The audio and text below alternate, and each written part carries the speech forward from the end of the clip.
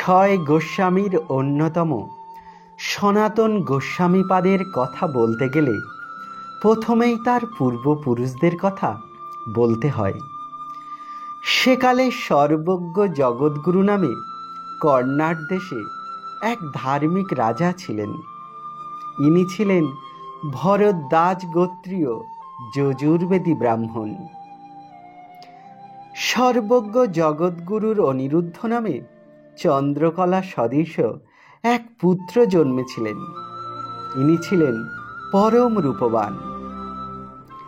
বিখ্যাত যশা অনিরুদ্ধদেবের ঔরসে তার দুই স্ত্রীর গর্ভে দুই গুণবান পুত্র জন্মগ্রহণ করেছিলেন।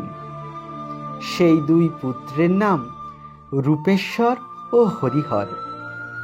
এই দুই পুত্রের মধ্যে রূপেশ্বর বহুবিধ শাস্ত্রে সুপণ্ডিত হয়েছিলেন, আর হরিহর নিজ গুণানুসারে দুষ্কর্ম প্রেরিত আচারের অনুষ্ঠানে নিয়োজিত হয়েছিলেন। অর্থাৎ তার মতি নানাবিধ দুষ্কর্মেই ছিল অতি প্রবল। অনিরুদ্ধদেব যথাকালে বিষ্ণুলোক গমন করার পূর্বে নিজের রাজ্য রূপেশ্বর ও হরিহরকে সমান ভাগে ভাগ করে দেন। তার দেহান্তরের পর দুর্মতিগ্রস্ত হরিহর স্বীয় জ্যেষ্ঠ রূপেশ্বরকে রাজ্যচ্যুত এবং রাজ্য থেকে বিতাড়ন করে নিজে পুণ্যরাজ্য উপভোগ করতে লাগলেন। রাজ্য থেকে বিতাড়িত হয়ে রূপেশ্বর সস্ত্রীক 8টি ঘোড়া সম্বল করে উত্তর দিশায় পোলস্ত দেশে যাত্রা করেন। সেখানেই রূপেশ্বরের পদ্মনাভ নামে এক গুণবান পুত্র জন্মগ্রহণ করেন। কথিত আছে সেই পদ্মনাভর জিহ্বার সঙ্গে যজুর্বেদ ও সমস্ত উপনিষদ নিরন্তর নৃত্য করত।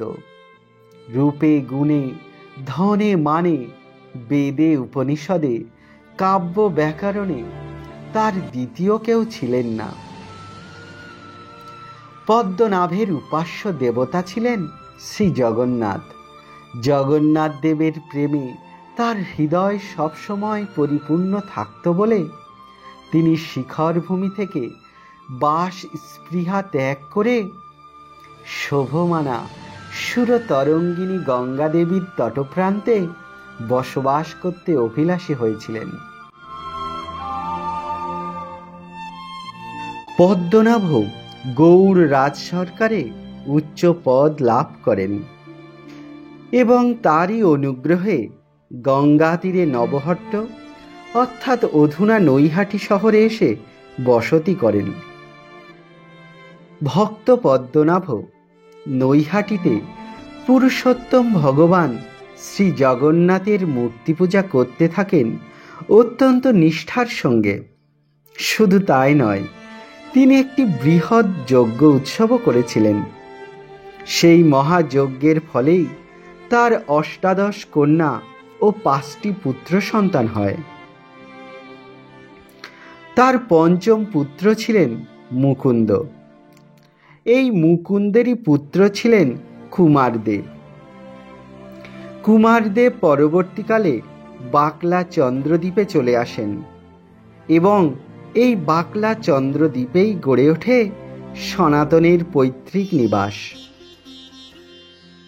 কুমারদেব অত্যন্ত আচারনিষ্ঠ ব্রাহ্মণ ছিলেন। কুমারদেবের কয়েকজন পুত্রের মধ্যে 3 জন হলেন শ্রেষ্ঠ।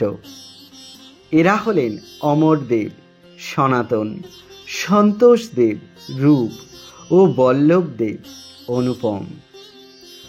সংসার বৈরাগ্য হেতু এই 3 জন ভগবান শ্রীকৃষ্ণ চৈতন্যের কৃপা লাভ করেন।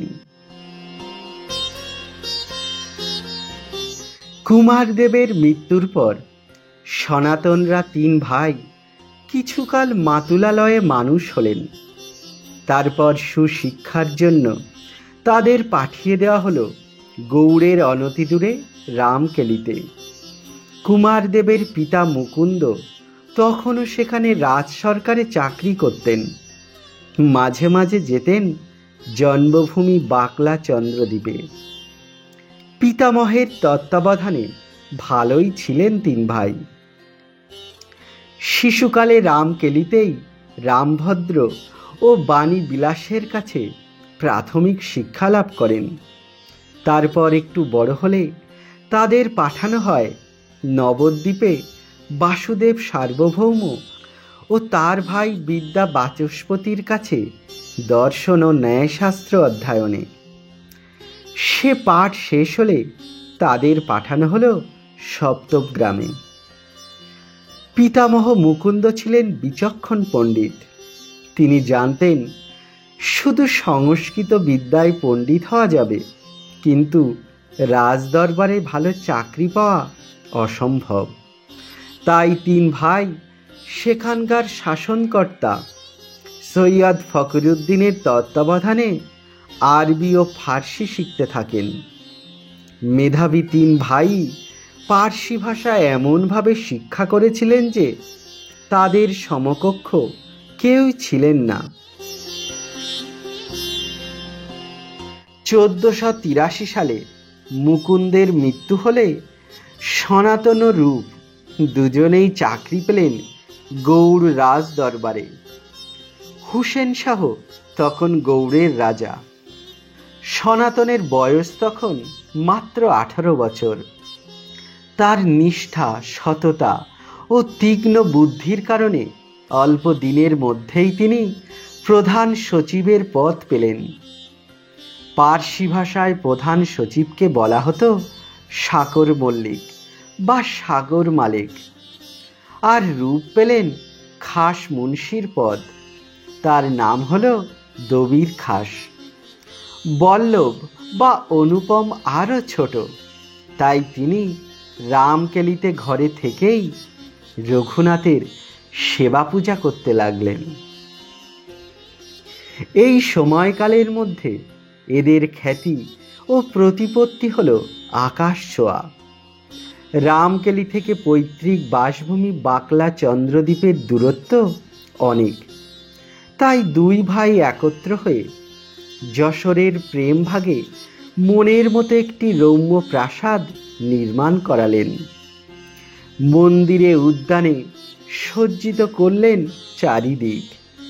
রামকেলিতেও জাঁকজমকের অন্ত ছিল না, কিন্তু রাজকার্য থেকে বিলাস বৈভবের মধ্যেও শাস্ত্রচর্চায় কখনো বিরতি দেননি। বড় বড় পণ্ডিতদের ডাকিয়ে এনে সভা করতেন। অন্যান্য ভাইদেরও ডাকিয়ে এনে শাস্ত্র চর্চা করতেন।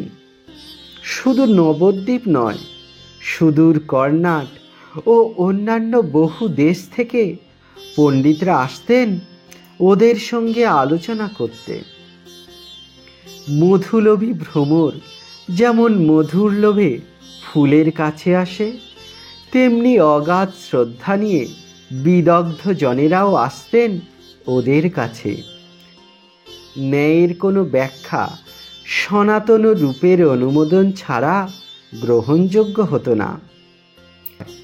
ন্যায়সূত্র ব্যাখ্যা নিজকৃত যে করয়, সনাতন রূপ শুনিলে সে দৃঢ় হয়।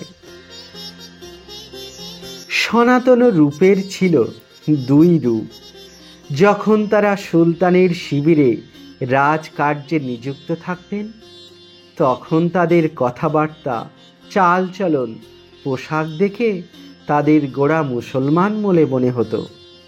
কিন্তু দিনান্তে কর্মশেষে যখন তারা ফিরে আসতেন রামকেলিতে, তখন তাদের অন্য রূপ।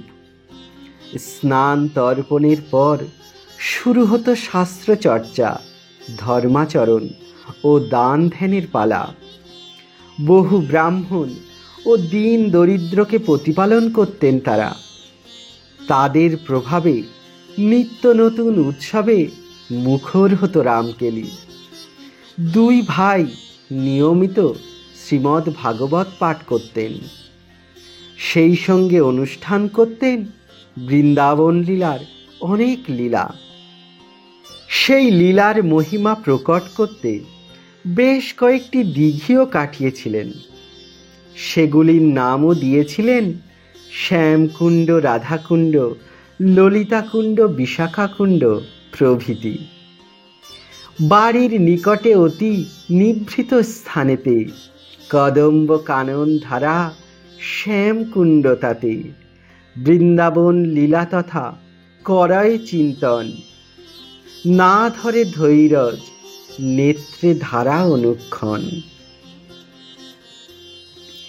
অগাধ পাণ্ডিত্যের সঙ্গে যখন ধর্মের মিলন হয়, জ্ঞানের সঙ্গে যখন ভক্তি নদীর মিলন, ঠিক তখনই বোঝা যায় আর দেরি নেই, সময় সন্নিকটে।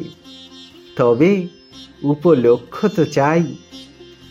ইন্ধন জোগাল উড়িষ্যায় মুসলমানগণের ধ্বংসের তাণ্ডব।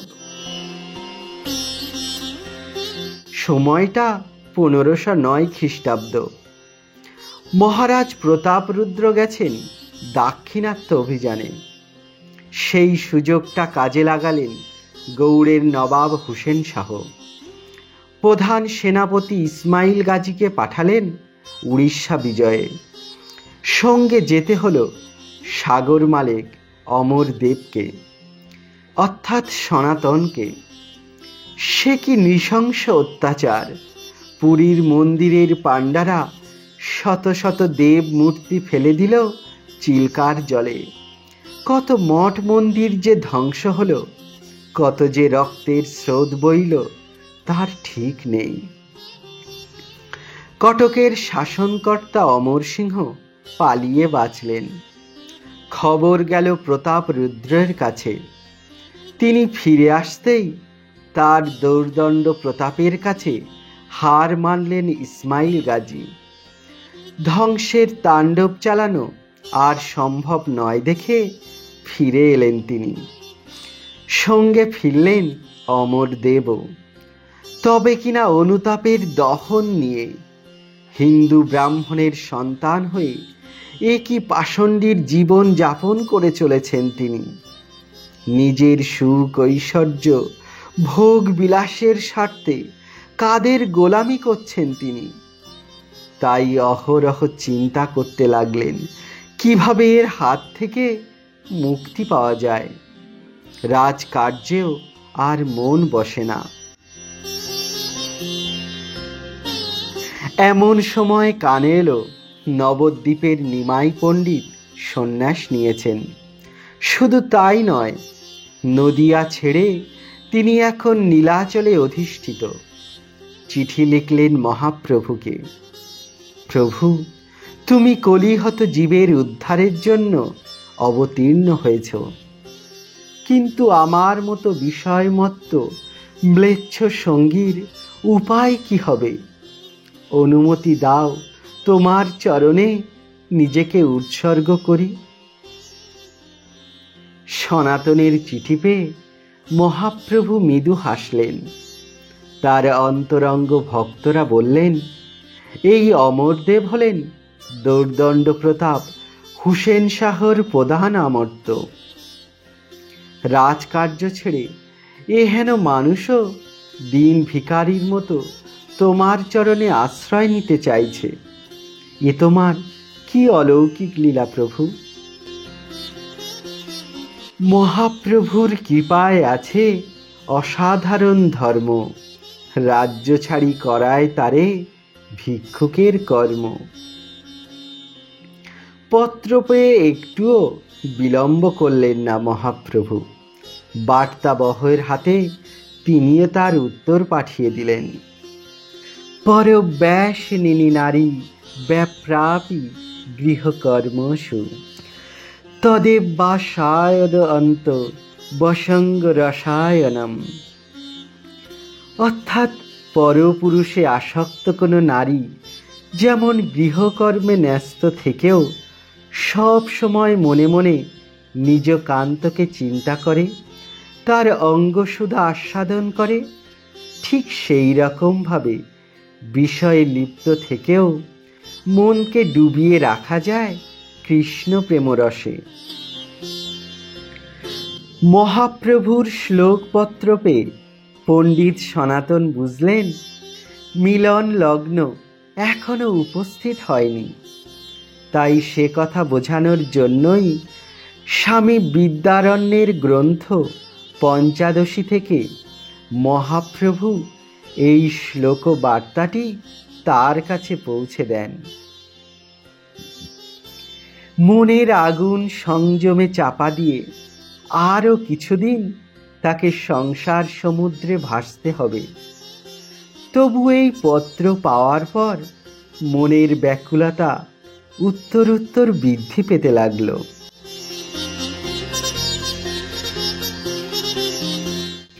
তার অন্তরের এই কান্নায় বুঝি চঞ্চল করে তুলল মহাপ্রভুর মনকে। মহাপ্রভু বৃন্দাবন যাওয়ার মন করে হঠাৎই যাত্রাপথ ঘুরিয়ে চলে এলেন গৌড়ে। কেন এলেন? আসল উদ্দেশ্য অমরদেবের সঙ্গে দেখা করা, তার চিত্ত চাঞ্চল্য দূর করা। মহাপ্রভু গৌড়ে এসে ব্রাহ্মণ প্রধান গ্রাম রামকেলিতে অবস্থান করলেন। সঙ্গে তার লক্ষ লক্ষ লোক, কেননা সবাই চান মহাপ্রভুর সঙ্গ নিয়ে বৃন্দাবনে যেতে। মহাপ্রভুর আগমনে রামকেলিতে তখন দর্শনার্থীর ভিড় উপচে উঠল। শুরু হলো তাকে ঘিরে নাম কীর্তনের নিত্য নতুন উৎসব। কথাটা গেল গৌড়েশ্বর হুসেন শাহের কানে। তিনি শুনলেন ঈশ্বরতুল্য এক মহাপুরুষ রামকেলিতে এসেছেন। তার দর্শন করতে বহু মানুষ আসছে। কথাটা কানে যেতেই তিনি এ ব্যাপারে খোঁজ খবর নিতে স্থানীয় অধিকারী কেশব ছেত্রীকে পাঠালেন বিশদভাবে সব কিছু জেনে আসতে। কেশব ছেত্রী বিবেচক লোক, তিনি তো সবই জানেন। ভাবলেন মহাপ্রভুর এই প্রভাবের কথা বাদশাহকে না জানানোই ভালো। তাই আদেশ শিরোধার্য করার ভান দেখিয়ে ছল করে ঘুরে আসার পর বললেন, ও তেমন কিছু নয়, একজন ভিখারি সন্ন্যাসী তীর্থযাত্রার পথে রামকেলিতে এসেছেন। তাকে প্রণাম জানাতে দু চারজন লোক আসছে বটে, তবে ব্যাপারটা খুবই সামান্য। কেউ হয়তো অতিরঞ্জিত করে আপনাকে কিছু বলেছে।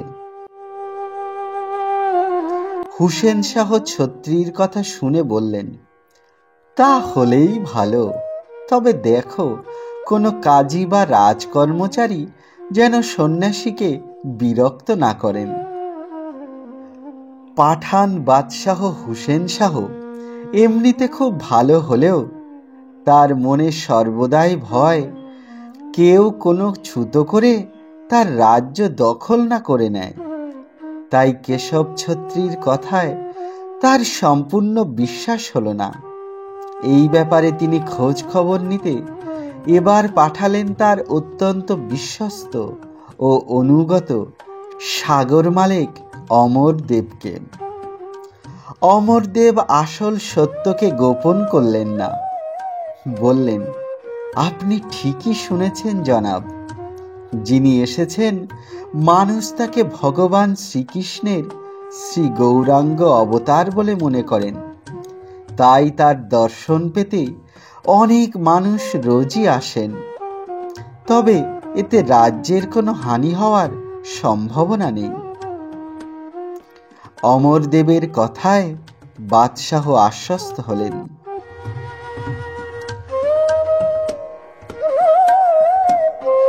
যে মহাপ্রভুর দর্শন পেতে ব্যাকুল ছিলেন দুই ভাই, নীলাচলে যাকে পত্র লিখেছিলেন অমরদেব, সেই তিনি এসেছেন রামকেলিতে। এ যে অপ্রত্যাশিত, কিন্তু কিভাবে যাওয়া যায় তার কাছে? অবশেষে দুই ভাই যুক্তি করে গভীর রাতে সাধারণ বেশে দন্তে তৃণ নিয়ে মহাপ্রভুর চরণে এসে পড়লেন। মহাপ্রভু দুই ভাইকে আলিঙ্গনে বদ্ধ করলেন, বললেন, তোমরা দুজনেই আমার অতি প্রিয়।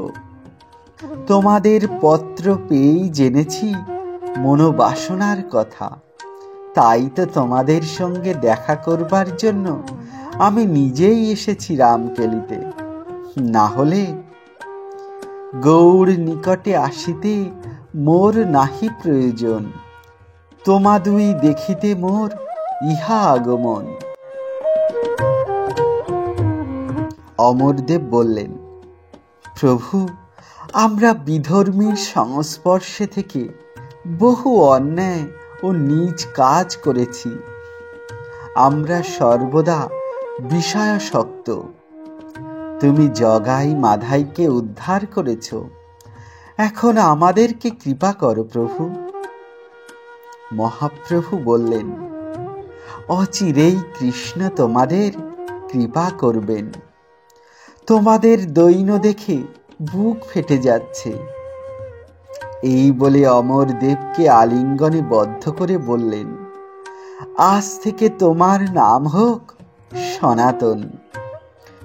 কৃষ্ণ কৃপায় সনাতন হিন্দু ধর্মের প্রচার তোমাকেই করতে হবে।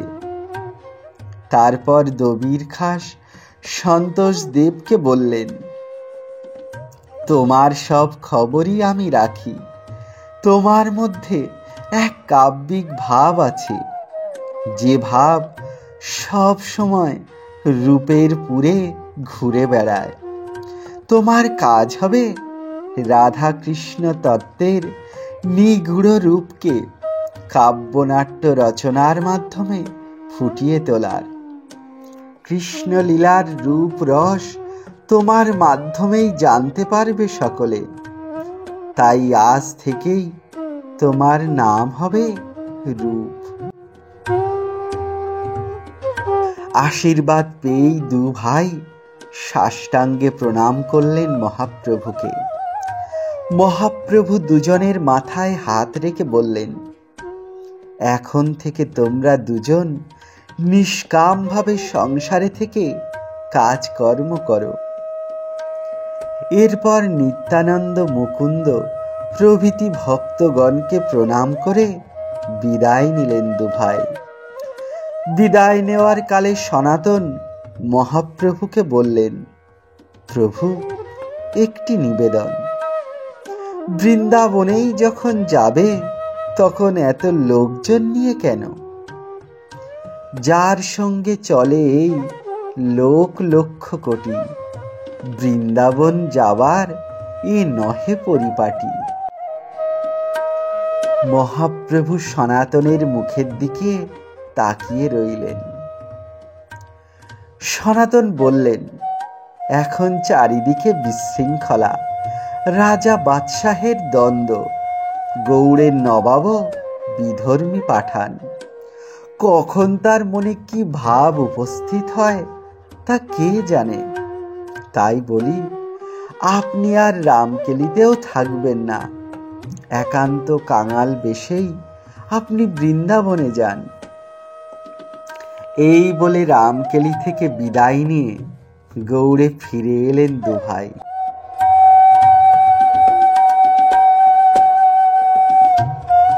সংসার ত্যাগের অনুমতি সেদিন না মিললেও কৃষ্ণ কৃপা করবেন, এই আশাতেই বুক বাঁধলেন সনাতন রূপ।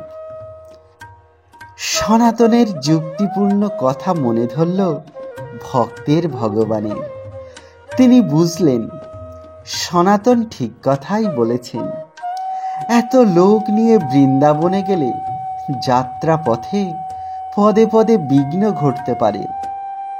ইতিমধ্যে 4-5 দিন থাকা হয়েছে রামকেলিতে। তাই পরদিনই তিনি চলে এলেন কানাইয়ের নাটশালা গ্রামে। সেখানে গিয়ে তিনি ভক্তদের জানিয়ে দিলেন, এখন তার বৃন্দাবনে যাওয়া হবে না, তিনি ফিরে যাবেন শান্তিপুরে। এদিকে সনাতন রূপ দুজনেরই অন্তরে এসেছে কৃষ্ণ প্রেমের নতুন জোয়ার। সংসার তাদের কাছে তীব্র কোলাহল বলে মনে হতে লাগলো। কয়েকদিনের মধ্যেই রামকেলি প্রাসাদে একজন বৈষ্ণব সাধককে নিয়ে এসে তার সাহায্যে কৃষ্ণ মন্ত্রের পুরস্চরণ করালেন। মন্ত্রের সিদ্ধিলাভের প্রাথমিক অনুষ্ঠান এটি। এরপর দুই ভাই গোপনে পরামর্শ করে স্থির করলেন, অনেক হয়েছে, আর নয়। অচিরেই দুজনে সংসার ত্যাগ করবেন এক এক করে। প্রথমে যাবেন রূপ, তার কিছুদিন পরেই সনাতন। কেননা দু ভাই একসঙ্গে চাকরি ছেড়ে গেলে রাজরোষে পড়তেই হবে, তাই এই রকম ব্যবস্থা হলো। রূপ, জমি জমা ইত্যাদির সুবন্দোবস্ত করে ভবিষ্যতে সনাতনের জন্য যদি অর্থের প্রয়োজন হয় সে কথা ভেবে এক মুদির কাছে 10,000 টাকা রেখে গৃহত্যাগ করলেন। রূপের গৃহত্যাগের পর সনাতন যেন কি রকম হয়ে গেলেন। শত চেষ্টাতেও তিনি রাজকার্যে আর আগের মতো মনোনিবেশ করতে পারলেন না। এইভাবে বেশ কিছুদিন যাওয়ার পর তিনি রাজ দরবারে যাওয়া কমিয়ে দিতে দিতে একেবারে ছেড়েই দিলেন। এদিকে হোসেন শাহ সনাতনের অসহযোগিতার দরুন অসুবিধার মধ্যে পড়লেন। কেননা সনাতনের পরামর্শ ছাড়া তার চলে না। তিনি বেশ কিছুদিন ধরে সনাতনের ভাবান্তর লক্ষ্য করছিলেন। রাজকার্যে তার একদম মন নেই। সব সময় কি যেন চিন্তা করেন। কি যে হলো সনাতনের তা তিনি বুঝতে পারেন না। সনাতনের দরবারে না আসার কারণ জানতে তিনি খোঁজ খবর শুরু করলেন। এদিকে সনাতন প্রচার করেছিলেন তিনি খুব অসুস্থ। এই সংবাদ বাদশাহের কানে এলে তিনি রাজকবিরাজ মুকুন্দ সেনকে পাঠালেন সনাতনকে দেখে আসতে। রাজকবিরাজ সনাতনকে দেখে এসে বললেন, দবির খাস অর্থাৎ সনাতন বেশ সুস্থই আছে জাহাপানা, তার জন্য আপনার উদ্বিগ্ন হওয়ার কোনো কারণ নেই। হোসেন শাহ মনে মনে প্রমাদ গুনলেন। তার কারণ রাজ্যের চারিদিকে তখন যুদ্ধের বাতাবরণ তৈরি হচ্ছে। কোন দিক সামলাবেন তিনি কিছু ঠিক করতে পারছেন না। এমতো অবস্থায় তার একজন বিজ্ঞ কুশলী অমাত্য যদি কর্ম ত্যাগ করে বসে থাকে তাহলে তো মহাবিপদ।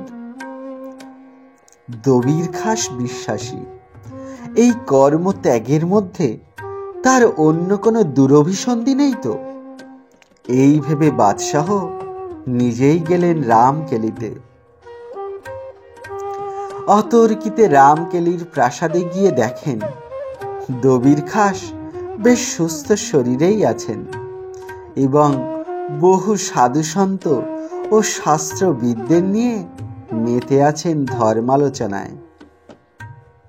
হোসেন শাহ অনেক অনুরোধ করলেন তার প্রিয় অমাত্যকে রাজকার্যে ফিরে যাওয়ার জন্য, কিন্তু সনাতন স্পষ্টই জানিয়ে দিলেন, জাহাপানা আমি আর রাজদরবারের কাজে যোগদান করব না বলে স্থির করেছি। কেননা এখন আমি অন্য কারো নয়, শ্রী ভগবানেরই দাস। আমার এই সিদ্ধান্তের কোনো পরিবর্তন হবে না। অতএব আপনি আমাকে মার্জনা করুন। হোসেন শাহ তার লোকজনদের বললেন, দবির খাসকে এখনই বন্দি করে কারাগারে নিক্ষেপ করো, যতক্ষণ না তার মতের পরিবর্তন হয়। রাজা আদেশে বন্দী হয়ে কারাবাস করতে লাগলেন সনাতন। ইতিমধ্যে রাজ্যে এক জরুরি পরিস্থিতি দেখা গেল। পরিস্থিতিটা যুদ্ধের। সেবার তার প্রধান সেনাপতি ইসমাইল গাজী উড়িষ্যা বিজয় করতে গিয়ে প্রতাপ রুদ্রের কাছে পরাজিত হয়ে ফিরে এসেছিলেন। এবার তাই তিনি নিজেই যেতে চান সসৈন্যে প্রতাপ রুদ্রের বিরুদ্ধে যুদ্ধে অগ্রসর হতে। কিন্তু এই যুদ্ধ জয়ে দবির খাসের মতো একজন বিচক্ষণ অমাত্যের সাহায্য যে তার একান্ত দরকার। তাই তিনি শেষ চেষ্টা হিসাবে সনাতনকে দরবারে ডেকে বারবার অনুরোধ করতে লাগলেন রাজকার্যে পুনরায় যোগদান করে তার সঙ্গে উড়িষ্যা বিজয়ে যাওয়ার জন্য। বাদশাহের এই অনুরোধ এবারেও প্রত্যাখ্যান করলেন সনাতন। বললেন, জাহাপানা, আপনার এই যুদ্ধযাত্রার দৃশ্য আমি কল্পচক্ষে দেখতে পাচ্ছি। যুদ্ধ জয়ের নামে আপনার সৈন্যদল হিন্দুর মঠ মন্দির ধ্বংস করবে আর বিগ্রহকে করবে কলুষিত। অতএব এর মধ্যে আমি নেই।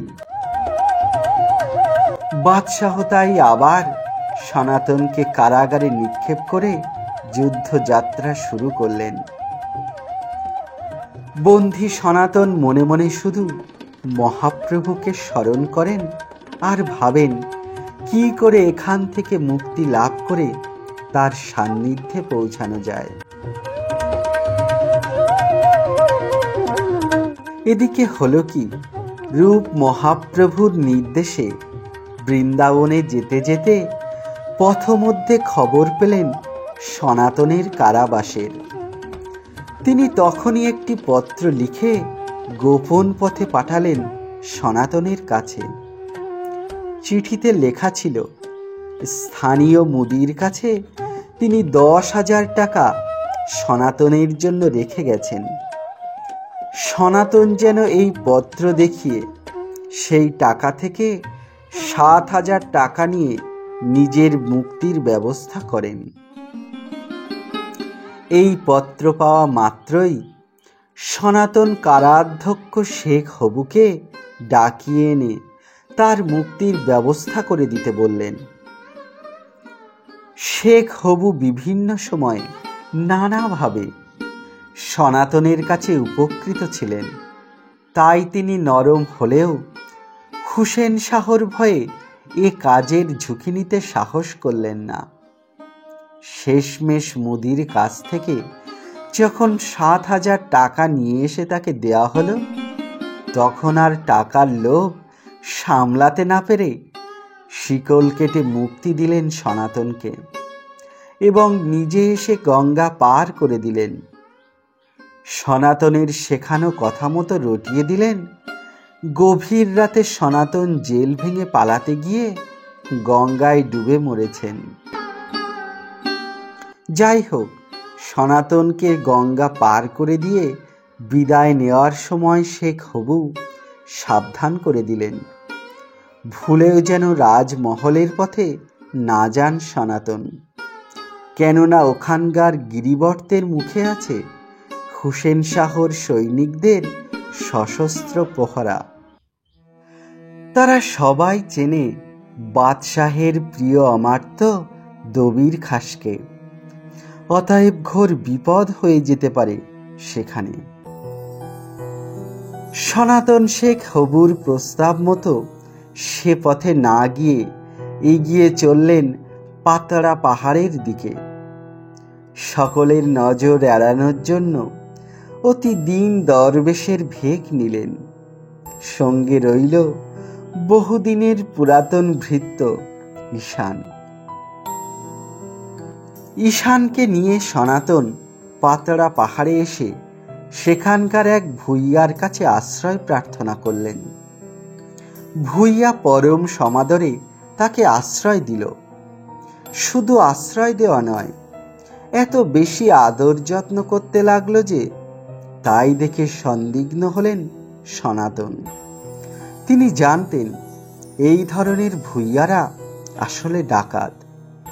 এদের কাছে কেউ আশ্রয় প্রার্থনা করলে এরা তাদের আশ্রয় দেয়।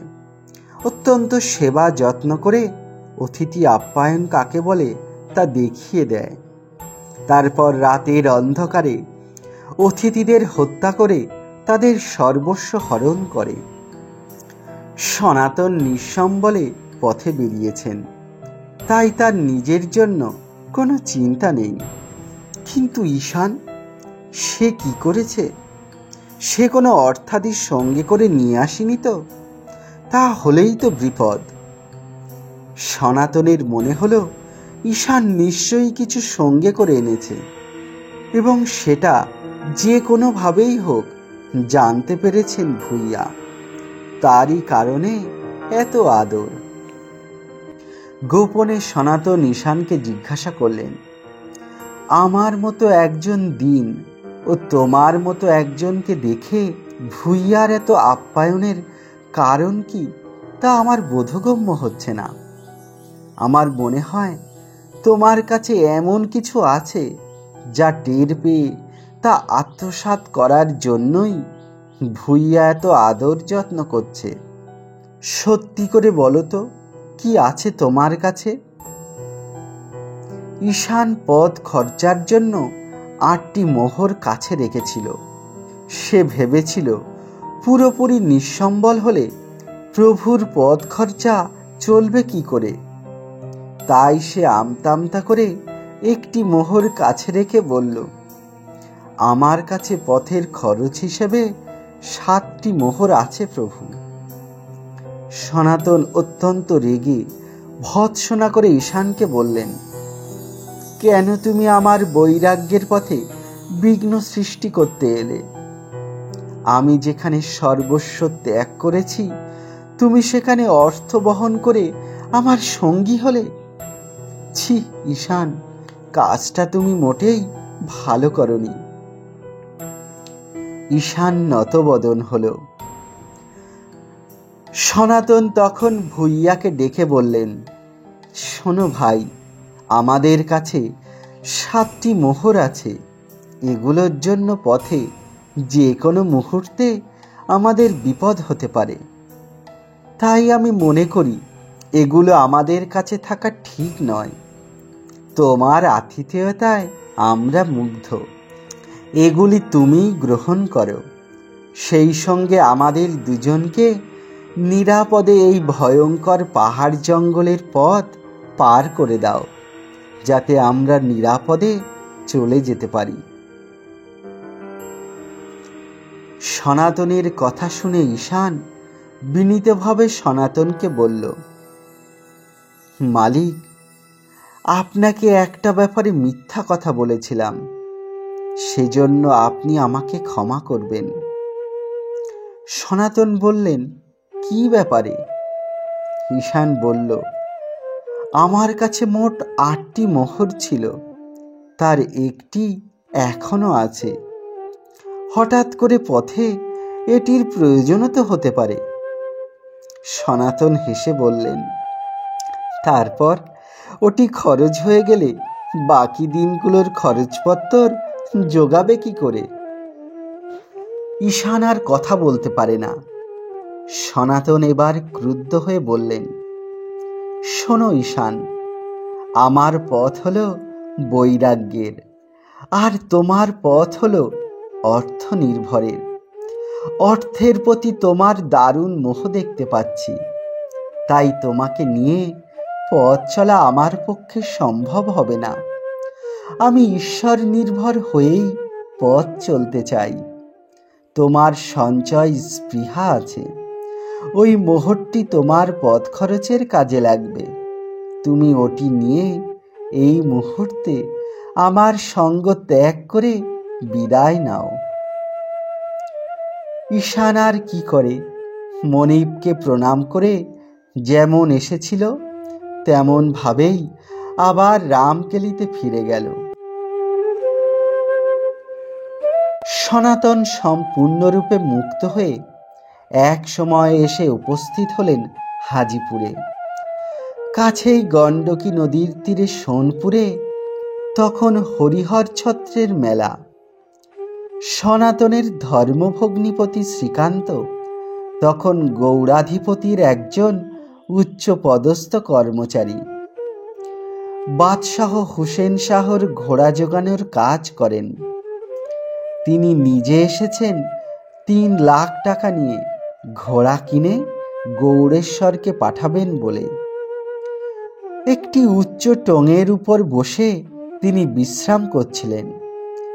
এমন সময় হঠাৎ করে তার কানে গেল অতি সুমধুর সুরে কৃষ্ণ নাম। কণ্ঠস্বর কানে যেতেই মনে হলো এ স্বর তো অতি পরিচিত। তাই টং থেকে তিনি নেমে এসে যিনি কৃষ্ণ নাম করছিলেন তার কাছে এসেই অবাক হয়ে গেলেন। দেখলেন গৌড় বাদশাহের অতি আপনজন দবির খাস কৃষ্ণ নাম করছেন, কিন্তু সেই রাজকীয় পোশাকের পরিবর্তে সনাতনের একই বেশ। মুখে দাড়ি, ঝাঁকড়া চুল, পরিধানে মলিন বস্ত্র, জীর্ণ শীর্ণ দেহ আর মুখে উদাস বৈরাগ্যের ভাব। ব্যাপারটা কি? শ্রীকান্ত গৌড়ের সংবাদ তখনও পর্যন্ত কিছুই জানতেন না। তাই অবাক হয়ে বললেন, এ কি অমর, তুমি এখানে এই বেশে? সনাতন তখন তাকে সব বললেন। এরপর অনেক কথা হলো দুজনের। শ্রীকান্ত তাকে এখানকার ঘরে নিয়ে যাওয়ার চেষ্টা করলেন। সনাতন রাজি হলেন না। শুধু তাই নয়, তিনি বহু চেষ্টা করলেন ছিন্ন মলিন পোশাকের বদলে ভালো পোশাক পরাতে। তাতেও রাজি হলেন না সনাতন। তখন প্রচণ্ড শীতের দিন। গণ্ডকীর ঠান্ডা বাতাস হাড় মাস কাঁপিয়ে দিচ্ছে। দরবেশী সনাতনের তাতেও ভ্রুক্ষেপ নেই। শ্রীকান্ত একটা শাল কিনে উপহার দিলেন। সনাতন তাও নিলেন না। তবুও হাল ছাড়লেন না শ্রীকান্ত। সনাতনকে বহু কষ্টে রাজি করালেন একখানি ভুটিয়া কম্বল, অর্থাৎ ভোট কম্বল নিতে। সেটি নিয়ে প্রচণ্ড শীতকে উপেক্ষা করেও সনাতন কৃষ্ণ নাম মুখে নিয়ে রওনা হলেন কাশীর পথে। মাঘ মাসের শেষে মহাপ্রভু বৃন্দাবন প্রয়াগ হয়ে কাশীতে এসে পৌঁছেছেন। সনাতন যখন এলেন তখন ফাল্গুনের শেষ। এসেই লোক মুখে শুনলেন মহাপ্রভু চন্দ্রশেখরের গৃহে আছেন। তাই সেখানেই এসে দুয়ার প্রান্তে দাঁড়িয়ে রইলেন তিনি। মহাপ্রভুর আদেশে চন্দ্রশেখর এসে সনাতনকে বললেন, আপনি ভিতরে আসুন, প্রভু আপনাকে ডাকছেন। দৈনের প্রতিমূর্তি সনাতন নত বদনে চন্দ্রশেখরের পিছু পিছু অন্দরে প্রবেশ করতেই মহাপ্রভু ছুটে গিয়ে আলিঙ্গনে বদ্ধ করলেন তাকে। প্রভুর স্পর্শে প্রেমাবিষ্ট হলেন সনাতন। তবু তার মন থেকে তিনি যে নিজ যবনের সংস্পর্শ থেকে পতিত এই ভাবটি দূর হয়নি। তাই কেঁদে বললেন, প্রভু, আমি অতি হীন অধম পাপী, আমাকে আপনি ছোবেন না। আপনার স্পর্শ লাভের যোগ্য আমি নই। মহাপ্রভু সনাতনের সে কথায় কান না দিয়ে তাকে পরম সমাদরে কাছে বসালেন। তারপর পরম আদরে তার অঙ্গ মার্জনা করতে লাগলেন। বললেন, সনাতন, তুমি হলে ভক্ত শ্রেষ্ঠ। আমি নিজে পবিত্র হব বলে তোমার অঙ্গ স্পর্শ করছি। চন্দ্রশেখর তপন মিশ্র তো প্রভুর এই ব্যাপার দেখে যার পরনাই বিস্মিত হলেন। এই নোংরা জট পাকানো চুল, মলিন দেহ, গায়ে খড়ি উঠছে, ছিন্ন মলিন বেশ, তাকেই এমন করে কাছে টেনে নিলেন মহাপ্রভু। মহাপ্রভু এবার ওদের সঙ্গে পরিচয় করিয়ে দিলেন সনাতনের। তপন মিশ্র সনাতনকে তার বাড়িতে নিমন্ত্রণ করলেন। মহাপ্রভু চন্দ্রশেখরকে বললেন, তোমার উপরে আমি সনাতনের ভার দিলাম, তুমি এখনই ওকে দরবেশ ত্যাগ করিয়ে ক্ষৌর কর্মের ব্যবস্থা করো। চন্দ্রশেখর তাই করলেন। মহাপ্রভুর আজ্ঞা মতো সনাতনকে গঙ্গা তীরে নিয়ে গেলেন এবং ক্ষৌর কর্ম করিয়ে স্নানান্তে একটি নতুন বস্ত্র দিলেন পরবার জন্য। কিন্তু সনাতন শত অনুরোধেও তা নিলেন না। বললেন, আমি গৃহত্যাগী বৈরাগী, নতুন বস্ত্রে আমার প্রয়োজন কি? অতএব আর্দ্র বস্ত্র পরেই চন্দ্রশেখরের সঙ্গে মহাপ্রভুর কাছে এলেন সনাতন। মহাপ্রভু তাকে নিয়ে চললেন তপন মিশ্রের বাড়িতে। এখানেই ভিক্ষা গ্রহণের ব্যবস্থা। মহাপ্রভু তপন মিশ্রকে বললেন, সনাতন অনেক দূর পথ পরিক্রমা করে এসেছে, আগে ওকে ঠাকুরের প্রসাদ দাও। সনাতন রাজি হলেন না। মহাপ্রভুর ভোজনের পর তবেই তিনি তার প্রসাদ গ্রহণ করলেন। সনাতনের সেই আর্দ্র পোশাক দেখে তপন মিশ্রও তাকে একখানি নতুন বস্ত্র এনে দিলেন পরবার জন্য। এবারও সনাতন তা নিতে চাইলেন না। বললেন, আমাকে বস্ত্র যদি দিতে একান্তই ইচ্ছা হয় তাহলে একখানি পুরাতন বস্ত্রই দাও। তপন মিশ্র তাই দিলেন। সনাতন সেই পুরাতন বস্ত্র ছিঁড়েই ডোর, কৌপিন ও বহির্বাস তৈরি করলেন। বলতে গেলে সেদিনই তার প্রকৃত সন্ন্যাস হল। তপন মিশ্রের বাড়িতেই রয়ে গেলেন তিনি। তপন মিশ্রের বাড়িতে অনেক মারাঠি ব্রাহ্মণের যাতায়াত ছিল। তারা সনাতনকে দেখে এবং তার কথাবার্তা শুনে সবাই মুগ্ধ হলেন। এদেরই মধ্যে থেকে একজন ব্রাহ্মণ একদিন নিমন্ত্রণ জানালেন সনাতনকে, আপনি যতদিন কাশীতে থাকবেন ততদিন আমার গৃহেই ভিক্ষা করবেন। সনাতন বললেন, আমি বৈরাগী, মাধুকরী করেই আমার শরীরের দাবি আমি পূরণ করব। তাই তিনি করেন। তপন মিশ্রের বাড়িতে থাকেন, মাধুকরী করেন আর মহাপ্রভুর শ্রীমুখ নিঃসৃত অমৃত বাণী শোনেন। মহাপ্রভু ও সনাতনের নিষ্কাম বৈরাগ্য দেখে আনন্দিত হন। তবে সনাতনের গায়ে শ্রীকান্ত প্রদত্ত সেই ভোট কম্বলখানি তখনও ছিল। কথাবার্তার ফাঁকে মহাপ্রভু মাঝে মাঝেই সেই ভোট কম্বলখানির দিকে তাকান। বুদ্ধিমান সনাতন বুঝলেন, তার অঙ্গে এই মূল্যবান ভোট কম্বলখানি মহাপ্রভুর ঠিক পছন্দ হচ্ছে না। তাই মনে মনে লজ্জিত হয়ে গঙ্গা তীরে গেলেন। গিয়ে দেখলেন এক বাঙালি ভিক্ষুক তার জীর্ণ কাঁথাখানি রোদে শুকাতে দিয়েছে। সনাতন তাকে বললেন, ভাই, তুমি আমার এই ভোট কম্বলখানির বদলে তোমার কাঁথাটি আমাকে দেবে?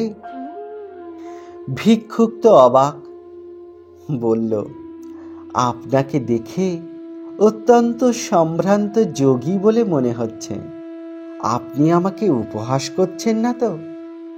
সনাতন বললেন, মোটেই না। এত দামি ভোট কম্বলের আমার কোনোই প্রয়োজন নেই। তোমার ওই জীর্ণ কাঁথাখানিই আমার প্রয়োজন। এই বলে ভিক্ষুকটিকে ভোট কম্বলটি নিজে হাতে পরিয়ে দিয়ে তার জীর্ণ কাঁথাখানি অঙ্গে জড়িয়ে গৃহে ফিরলেন। মহাপ্রভু সেদিকে তাকিয়েই বললেন, এ কি সনাতন, তোমার সেই ভোট কম্বলখানি গেল কোথায়? এই ছেঁড়া কাঁথাই বা কোথায় পেলে? সনাতন সব বললেন। মহাপ্রভু বললেন, এই তোমার যোগ্য কাজ হয়েছে সনাতন। তোমাকে যে অনেক দায়িত্ব আমি দিতে চাই। বৈষ্ণব ধর্মের ধারক বাহক তুমি। তোমার গায়ে দামি কম্বল দেখলে লোকে অন্যরকম ভাববে, উপহাস করবে, বলবে 3 মুদ্রার ভোট গায়ে মাধু করি গ্রাস। ধর্মহানি হয় লোকে করে উপহাস। সনাতনের তো মর্কট বৈরাগ্য নয়, তাই তার মধ্যে প্রেম ও ভক্তির প্রবল বন্যা এসে দুকুল ছাপিয়ে গেল। তবে সনাতন প্রভুর চরণে ধরিয়া দৈন বিনতি করে দন্তে তৃণ লইয়া। নীচ জাতি নীচ সঙ্গী পতিত অধম, কুবিষয় কূপে পড়ি গোয়াইনু জনম। আপনার হিতাহিত কিছুই না জানি, গ্রাম্য ব্যবহারে পণ্ডিত তাই সত্য মানি। কৃপা করি যদি মোরে করিয়াছ উদ্ধার, আপন কৃপাতে কহ কর্তব্য আমার। কে আমি কেনে আমার যারে তাপত্রয়, ইহা জানি নাহি আমি কেমনে হিত হয়। সাধ্য সাধন তত্ত্ব পুছিতে না জানি, কৃপা করি সব তত্ত্ব কহত আপনি। সনাতনের বিষয়ে মহাপ্রভু অত্যন্ত প্রীত হলেন এবং যোগ্য পাত্র বিবেচনা করে 2 মাস কাশীতে থেকে তাকে বৈষ্ণব ধর্মতত্ত্ব, কৃষ্ণতত্ত্ব ও রাধাতত্ত্ব শিক্ষা দিলেন। আরও বললেন, সৎসঙ্গ, কৃষ্ণ সেবা, ভাগবত নাম, ব্রজেবাস এই পঞ্চ সাধন প্রধান।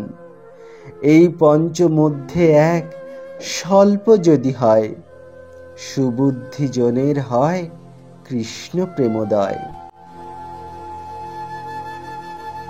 সনাতনের যেন পুনর্জন্ম হল।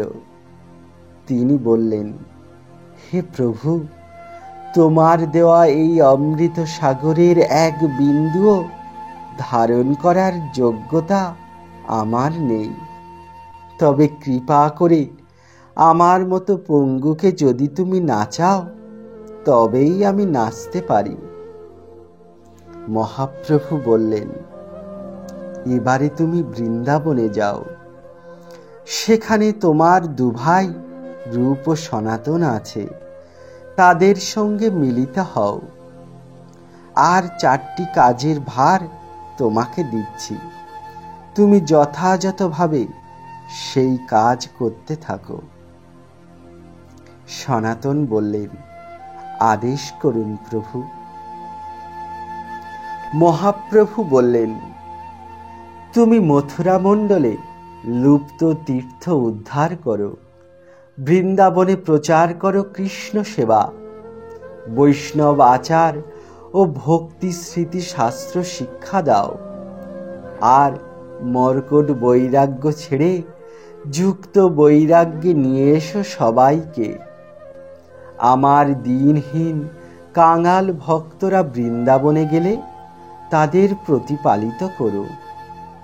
পরে বললেন, তোমার কোনো চিন্তা নেই, জ্ঞান বুদ্ধি ভাব সমস্ত কৃষ্ণই তোমাকে জুগিয়ে দেবেন।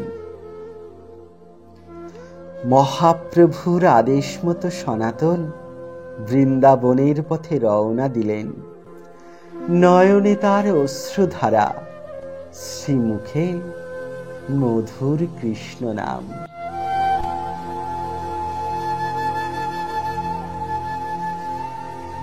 জয় নিতাই। আজ এখানেই বিশ্রাম দিলাম। প্রভুর কৃপা হলে খুব শীঘ্রই শ্রী সনাতন গোস্বামীর পরবর্তী তথা অন্তিম পর্ব নিয়ে আপনাদের চরণ সন্নিকটে আমি উপস্থিত হব। জয় নিতাই।